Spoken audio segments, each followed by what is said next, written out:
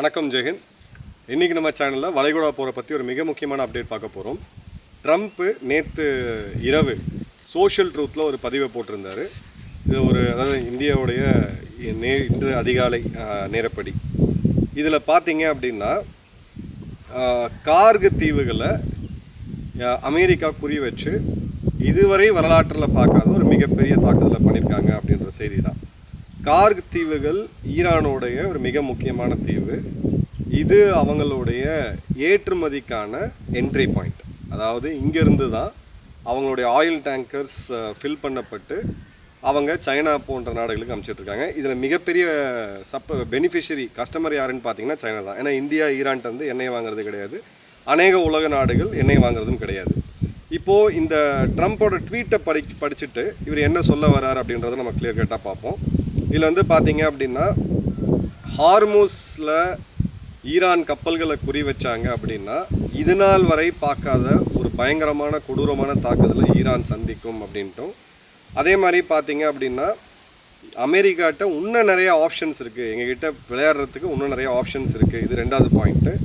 மூணாவது எடுத்தீங்க அப்படின்னா கார்கு தீவுகளில் ஈரானுடைய 90% 95% க்ரூட் ஆயில் எக்ஸ்போர்ட் இங்கேருந்து தான் நடந்துக்கிட்டு இருக்குது.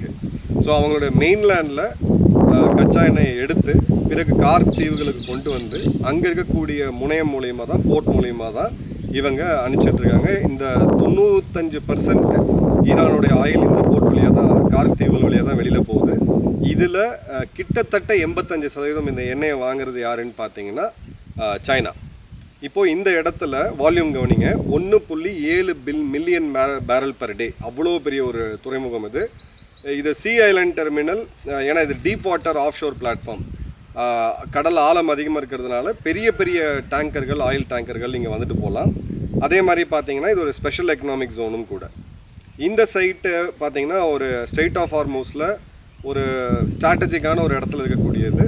அதே மாதிரி அந்த ஸ்ட்ரெயிட் ஆஃப் ஹார்மூஸில் தான் நான் ஏற்கனவே சொன்ன மாதிரி 20% அளவுக்கான வேர்ல்டு ஆயில் சப்ளை அப்படின்றது போயிட்டுருக்கு. இப்போ ஈரானுடைய கத்தம் அல் அன்பியா சென்ட்ரல் ஹெட் குவார்ட்டர் இந்த ஸ்ட்ரைக்கை வந்து கன்ஃபார்ம் பண்ணுறாங்க. ட்ரம்ப் என்ன சொன்னார்னா, நாங்கள் எல்லாத்தையுமே தாக்கி அழிச்சிட்டோம், ஆனால் ஆயில் ரிஃபைனரியை கையில் வைக்கல. மிலிட்ரி டார்கெட்ஸை கார்கைல தீவுகள் இருக்கக்கூடிய மிலிட்ரி டார்கெட்ஸை அழிச்சிட்டோம், அதுக்குண்டான வீடியோவும் வெளியிட்டிருக்காங்க. ஆனால் ஆயில் ரிஃபைனரியை கையில் வைக்கல, ஒரு பெருந்தன்மையாக நான் நடந்துக்கிட்டேன். ஆனால் இதுக்கு மீறி நீங்கள் வந்து உலக நாடுகளுடைய கப்பல்களை ஸ்ட்ரெயிட் ஆஃப் ஹார்மூஸில் தாக்கணும்னு நினச்சிங்கன்னா இந்த ஆயில் ரிஃபைனரியை நாங்கள் தாக்கி அழிக்க முடியும் அப்படின்னு சொல்லி ஒரு கடுமையான எச்சரிக்கையை கொடுத்துருக்காரு. ஆயில் ஃபெசிலிட்டிஸ் டேமேஜ் ஆகலை. நல்லா கவனிங்க, இந்த தீவோட புகைப்படத்தை நீங்கள் பார்த்தீங்கன்னா தெரியும். இந்த தீவில் ஒரு டீ ஜங்ஷன், ஒரு டீ வடிவில் ஒரு ஜெட்டி இருக்கக்கூடியதை நம்ம பார்க்கலாம். இந்த ஜெட்டியில் தான் எண்ணெய் கப்பல்கள் வந்து எண்ணெய் எடுத்துகிட்டு போகிறாங்க. இதில் அநேகமான இடங்கள் தாக்கப்பட்டிருக்கு. அங்கே இருக்கக்கூடிய ரன்வேயை வந்து தாக்கப்பட்டிருக்கு, விமான ஓடுதலும், அங்கே இருக்கக்கூடிய கமாண்ட் சென்டர்ஸ் எல்லாமே தாக்கப்பட்டிருக்கு, அட்மினிஸ்ட்ரேட்டிவ் ஹெட் குவார்ட்டர்ஸும் தாக்கப்பட்டிருக்கு. ஆனால் எண்ணெய் கிணறுகளை தீப்பற்ற வைக்கலை. ஸோ இது ஒரு கிளியர் கட்டான எச்சரிக்கை அப்படின்றத நம்ம பார்க்குறோம். இப்போது ட்ரம்ப்போடைய வார்த்தைகளை நீங்கள் கவனிச்சிங்கன்னா இந்த பதிவில், moments ago at my direction the USA Central Command executed one of the most powerful bombing raids in the history of Middle East and totally obliterated every military targets in Iran crown jewel Kharg island. ஈரானுடைய தலைமை கிரீடமாக இருக்கக்கூடிய கார்க் தீவுகளில் வளைகுடா நாடுகள் இதுவரைக்கும் பார்க்க முடியாத ஒரு தாக்குதல் அமெரிக்கா நடத்திருக்கு. அங்கே இருக்கக்கூடிய எல்லாத்தையுமே அழிச்சிட்டோம், எண்ணெய் கிணறுகளை தவிர அப்படின்னு சொல்லியிருக்காரு. ஸோ அதன் பிறகு அவர் என்ன சொல்கிறாருன்னு பார்த்தீங்கன்னா, ஈரானோ மிச்ச நாடுகளோ, ஈரானோ எனிவன் எல்ஸ்ன்னு சொல்கிறது ஹவுத்திகளை சொல்கிறாரு. ஈரானுடைய ப்ராக்சிஸோ ஸ்ட்ரெயிட் ஆஃப் ஹார்மூஸில் போகக்கூடிய கப்பல்களை தாக்குனாங்க அப்படின்னா நான் இந்த முடிவை மீண்டும் மறுபரிசீலனை செய்து அங்கே இருக்கக்கூடிய எண்ணெய் கிணறுகளை, ஈரானுடைய எண்ணெய் கிணறுகளை தாக்குவேன் அப்படின்னு சொல்லிட்டு, ஃபார் ரீசன்ஸ் ஆஃப் டீசன்சி, ஒரு டீசெண்டாக நடந்துக்கணும்னு சொல்லி நான் அந்தளவுக்கு நடந்துக்கிறேன் அப்படின்னு சொல்லி அவர் வந்து ஒரு கொடுத்துருக்காரு. அதே மாதிரி பார்த்தீங்கன்னா வழக்கம் போல் ஈரான் கிட்ட அணு ஆயுதங்கள் இருக்காது, எந்த காலத்துலையுமே வராது அப்படின்னு சொல்லிட்டு, இந்த வார் எப்போ முடியும் அப்படின்னு கேட்டது, ரொம்ப தூரம் கொண்டு போகிறணும்னு எனக்கு ஆசை கிடையாது, இந்த போரை முடிக்கிறது அப்படின்றது நான் முடிவு பண்ணுறது தான், எங்கிட்ட தான் இந்த முடிவு இருக்குது அப்படின்னு சொல்லியிருக்காரு. இப்போ இது கூடவே நம்ம பார்த்தோம் அப்படின்னா அமெரிக்காவுடைய படை குவிப்பு அப்படின்றது அதிகமாகிட்டே போகுது. அமெரிக்காவுடைய போர்க்கப்பல் த்ரிபோலி மற்றும் 31st மெரைன் யூனிட், இந்த ரெண்டுமே இப்போ ஜப்பானில் இருந்து இங்கே வரக்கூடியதை நம்ம பார்க்குறோம். இது ஒரு USS திரிபோலி அப்படின்றது ஆம்ஃபிபியஸ் அசால்ட் ஷிப். இது கடலுக்குள்ளே வெளியில் ஒரே நேரத்தில் பதுங்கி அளிக்கக்கூடிய தாக்கக்கூடிய ஒரு கப்பல் அது. இது சசோபோ, ஜப்பானில் இருக்கக்கூடிய சசோபோ துறைமுகத்திலிருந்து இப்போ ஒரு அமெரிக்கா 3000 படை வீரர்களை எடுத்துகிட்டு 31st மெரைன் எக்ஸ்பெடிட்டரி யூனிட் இந்த 2500லேருந்து 3000 அமெரிக்க வீரர்களை எடுத்துகிட்டு இது கூடவே பார்த்திங்கன்னா அமெரிக்காவோட நியூ ஆர்லியன்ஸ் போர்க்கப்பல், அமெரிக்காவுடைய சாண்டிகோ போர்க்கப்பல். ஸோ மொத்தம் 3 போர்க்கப்பல் 3000 வீரர்களோட இப்போது ஜப்பான்லேருந்து இது மிடில் ஈஸ்ட்டுக்கு வரப்போகுது அப்படின்றத பார்க்குறோம். ஏற்கனவே 50,000 துருப்புகள் அங்கே இருக்கிறாங்க. இது கூடவே 2 கரியர் ஸ்ட்ரைக் குரூப் இருக்கிறத பார்க்குறோம். USS ஆப்ரகாம் லிங்கன் மற்றும் USS ஜெரால்ட் ஆர் ஃபோர்ட். அதே மாதிரி 8 மிசைல் டெஸ்ட்ராயர்ஸு, ஃப்ரிகேட்ஸ்ன்னு சொல்லி ஒரு பெரிய படைபலத்தை வச்சுருக்கிறாங்க. இப்போ இந்த இடத்துல சவுத் கொரியாவிலேருந்து தென் கொரியாவிலேருந்து அவங்க வச்சுக்கிட்டு இருந்த மிசைல் டிஃபென்ஸ் சிஸ்டம், அதாவது வடகொரியா தங்களை தாக்கக்கூடாதுன்னு தற்காப்புக்காக அமெரிக்கா அங்கே வச்சுருந்த, அதாவது சவுத் கொரியா கிட்ட அமெரிக்கா வச்சுருந்த அந்த மிசைல் டிஃபென்ஸ் சிஸ்டத்தையும் இப்போ மிடில் ஈஸ்டில் மாற்றுறாங்க அப்படின்றத பார்க்குறோம். ஸோ இந்த இடத்துல நம்ம குறிப்பாக கவனிக்க வேண்டியது, இந்த தாக்குதல் வெள்ளிக்கிழமை ஏன் நடத்தினார், வெள்ளிக்கிழமை சாயங்காலம் ஏன் நடத்தினார்னா சனிக்கிழமை ஞாயிற்றுக்கிழமை உலகத்தோடைய பங்கு சந்தை அப்படின்றது இயங்காது. ஸோ ஆயில் ப்ரைஸில் ஒரு ஷாக் வரக்கூடாது. ஃப்ரைடே இந்த தாக்குதலை நடத்திட்டு சனிக்கிழமை ஞாயிற்றுக்கிழமைக்குள்ளே ஒன்று இந்த காயத்துக்கு மருந்து போடுற மாதிரி ஏதாவது ஒரு நிகழ்வு, இல்லைனா இந்த தாக்குதலை மூலயமா ஸ்ட்ரைட் ஆஃப் ஹார்மூஸில் அந்த தாக்கத்தை ஈரான் நடத்தக்கூடிய அந்த தாக்குதலோட தாக்கத்தை கம்மி பண்ணும்போது திங்கக்கிழமை மார்க்கெட் மீண்டும் பாசிட்டிவாக இதாகும். ஸோ டொமஸ்டிக் பாலிட்டிக்ஸை கரெக்டாக கன்சிடர் பண்ணுறாரு. ஸோ இந்த வெள்ளிக்கிழமை மார்ச் 13ஆம் தேதி இந்த தாக்குதலை அமெரிக்கா நடத்தியிருக்கிறாங்க. இப்போது அடுத்த வெள்ளிக்கிழமை, அது கிட்டத்தட்ட மார்ச் 20ஆம் தேதி, இது இடைப்பட்ட காலத்தில் ஈரான் எப்படி ரெஸ்பாண்ட் பண்ணுறாங்க, அதே மாதிரி அமெரிக்கா என்ன மாதிரியான பதிலடியை கொடுக்குறாங்க அப்படின்றத பார்க்கலாம். ஸோ வெள்ளிக்கிழமை அப்படின்றது நிச்சயமாக இனி வரக்கூடிய காலங்களில் ஒரு உக்ரமான நாளாக தான் இருக்க போகுது இந்த யுத்த காலத்தில். இப்போ இந்த கார்க் ஐலாண்டில் கை வச்சதுக்கான காரணம் என்ன அப்படின்னு பார்த்தீங்கன்னா, மிலிட்ரி காம்பனன்ட்ஸை மட்டும் நாங்கள் கை வச்சுருக்கோம்ன்றது ஈரானோடைய எக்கனாமிக் லைஃப் லைன். இது ஈரானுடைய பொருளாதாரத்துக்கு இதய பகுதியாக இருக்கக்கூடியது இதுதான். இதில் 2 மிகப்பெரிய லூசர்ஸ். ஒன்று பார்த்திங்கன்னா சைனாக்கு இப்போ ஈரான்லேருந்து கிடைக்கக்கூடிய கச்சா எண்ணெய் அப்படின்றது முழுவதும் தடுத்து நிறுத்தப்படும். வெனிசுலாலேருந்து அவங்க ஏற்கனவே கட்டாயிருக்கு. ஸோ சைனாவுடைய மேனுஃபேக்சரிங் மற்றும் அவங்க உள்நாட்டோடைய பொருளாதாரம் அப்படின்றது மிகப்பெரிய லெவலில் பாதிக்கப்படக்கூடிய ஒரு சூழ்நிலையை வந்து இப்போ அமெரிக்கா உருவாக்கியிருக்கு. ஸோ சைனாக்கு ப்ரெஷர் கொடுத்து அதன் மூலிமா ஈரானை வழிக்கு கொண்டு வரணும் அப்படின்றது ஒரு ஸ்ட்ராட்டஜி. ரெண்டாவது, ஈரானுடைய பொருளாதாரமே நேரடியாக இதனால் பெரும் பாதிப்புக்கு உள்ளாகும் பொழுது ஈரான் இப்போது அவங்க மக்களுக்கு வந்து பார்த்திங்கன்னா நம்ம ஊரில் கொடுக்குற மாதிரி அந்த அக்கௌண்ட்டில் கிரெடிட் பண்ணி கொடுத்துக்கிட்டு இருக்காங்க. இது ரொம்ப நாள் அவங்க கண்டினியூ பண்ண முடியாது. ஏன்னா ஈரானுடைய அந்த ஷேடோ ஃப்ளீட் மூலியமாக தான் இன்றைக்கி சைனாக்கு எண்ணெய் அனுப்பிச்சிட்ருக்காங்க.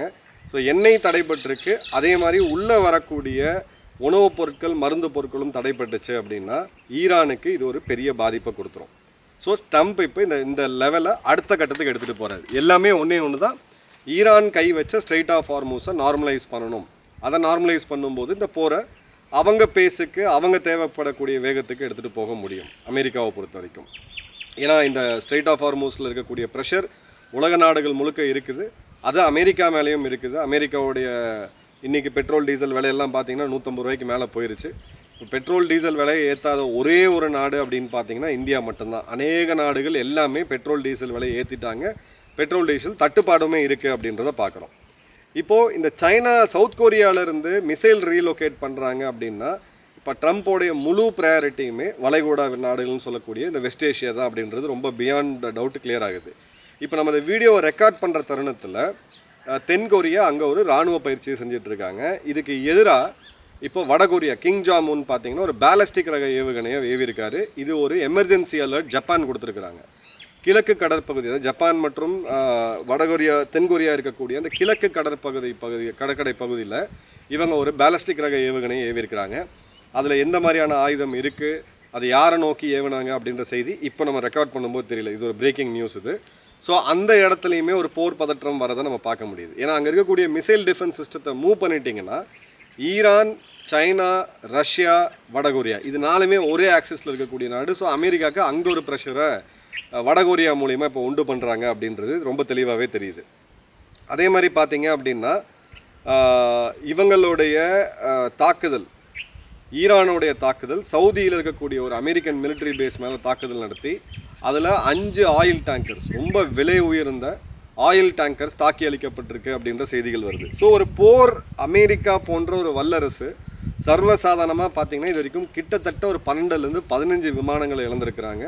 ஒன்று அது வானத்தில் இருக்கும் பொழுது சுட்டு வீழ்த்தப்படுது, இல்லாட்டி தரையில் இருக்கும்போது அந்த ஏவுகணை தாக்குதல் இருக்குது. ஸோ இந்த ஏவுகணைக்கு இந்த இடத்துல தான் அந்த டார்கெட்டை மார்க் பண்ணி கொடுத்து அந்த ஏவுகணையை கைட் பண்ணக்கூடிய வேலையை சைனாவுடைய சேட்டலைட் கான்ஸ்டலேஷனாக இருக்கக்கூடிய பைடு வந்து பண்ணிக்கிட்டு இருக்காங்க.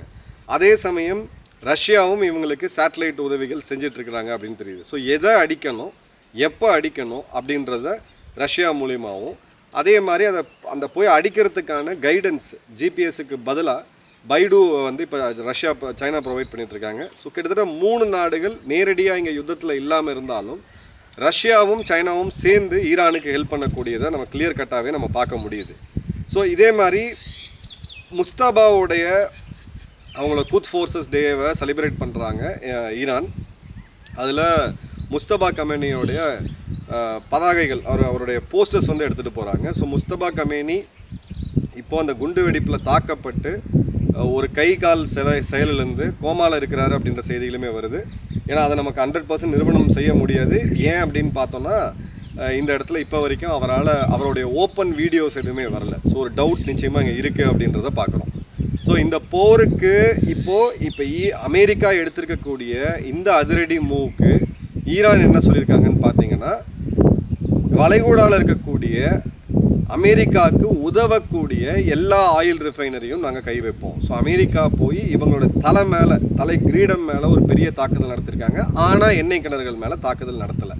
இதுக்கு மேலே நீ போனீன்னா அப்படின்னா நாங்கள் தாக்குதல் நடத்துவோம்னு சொல்கிறாங்க. ஈரான் பதிலுக்கு என்ன சொல்கிறாங்கன்னா, அமெரிக்காவுடைய நட்பு நாடுகள், அதாவது யுஏஇ, கத்தார், பஹ்ரைன் போன்ற, ஒமான் போன்ற எல்லா நாடுகளில் இருக்கக்கூடிய அவங்களுடைய எண்ணெய் கிணறுகளை தாக்குவோம் அப்படின்னு சொல்லியிருக்காங்க. இது ஒரு டேஞ்சரஸான எஸ்கலேஷன். இது ட்ரம்ப் அளவுக்கு மீறி ரிஸ்க் எடுக்கிறாரோ அப்படின்னு தோணுது. ஏன்னா அந்த எண்ணெய் கிணறுகள் தாக்கப்பட்டு மூடப்பட்டால் ஸ்ட்ரெயிட் ஆஃப் ஹார்மோஸ் ஓப்பன் ஆனாலும் இந்தியா போன்ற நாடுகளுக்கு அதனால் பயன் இல்லை. ஏன்னா சோர்ஸ்லேயே எண்ணெய் இல்லை, அந்த எண்ணெய் கிணறு பற்றி எரிஞ்சுது அப்படின்னா அங்கே எண்ணெய் சப்ளையே கட்டாகக்கூடிய அபாயம் அப்படின்றது இருக்குது. ஒரு டேஞ்சரஸான எஸ்கலேஷன் தான். பட் கால்குலேட்டடாக வெள்ளிக்கிழமை சாயங்காலம் பண்ணதுனால பேக்டோர் நெகோசியேஷனில் ஏதோ ஒரு அழுத்தத்தை இவங்க கொடுக்குறாங்க. ஏதோ ஒரு இடத்துல ஒரு சின்ன ஹோப் இருக்குது அப்படின்னு பார்க்கலாம். பட் இப்போதைக்கு என்ன கேட்டிங்க அப்படின்னா இது ஒரு டேஞ்சரஸான எஸ்கலேஷன் தான். ஏன்னா துபாய் மேலே மீண்டும் தாக்குதல் நடத்திட்டு இருக்காங்க. சவுதி மீதான தாக்குதல் இப்போ அதிகப்படுத்தப்பட்டிருக்கு. அதே சமயம் பாகிஸ்தான் போய் இப்போ ஆப்கானிஸ்தானை தாக்கிட்டு இருக்காங்க. ஏன்னா பாகிஸ்தான் ராணுவம் ஆப்கானிஸ்தானில் பிஸியாக இருக்கிறன்னு காமிக்கலைன்னா பாகிஸ்தானை சவுதி இப்போ தெருவில் விட்டுருவாங்க. அதன் பிறகு ஈரான் பாகிஸ்தான் மீதும் தாக்குதல் நடத்தும். ஏன் இதை வந்து சொல்கிறேன் அப்படின்னா, இப்போது ஆப்கானிஸ்தான் நடத்திய ட்ரோன் தாக்குதலில் ஒரு ஏவுகணையும் அவங்க வச்சு யூஸ் பண்ணி தாக்கியிருக்காங்க. அந்த ஏவுகணையோடைய தன்மையெல்லாம் பார்க்கும்போது அது ஈரான் ஆப்கானிஸ்தானுக்கு கொடுத்த மாதிரி தான் தெரியுது. இன்னும் உறுதி செஞ்சுட்டு அதை பற்றி பேசுவோம். ஸோ ரொம்ப ஒரு காம்ப்ளெக்ஸான சுச்சுவேஷனை நோக்கி போயிட்டுருக்கோம். 14 இரவு மற்றும் 15 இரவு இந்த சினாரியோவை அனலைஸ் பண்ணிவிட்டு மீண்டும் திங்கட்கிழமை நம்ம ஒரு டீட்டெயில் வீடியோட சந்திப்போம். Stay tune. நன்றி, வணக்கம், ஜெய்ஹிந்த்.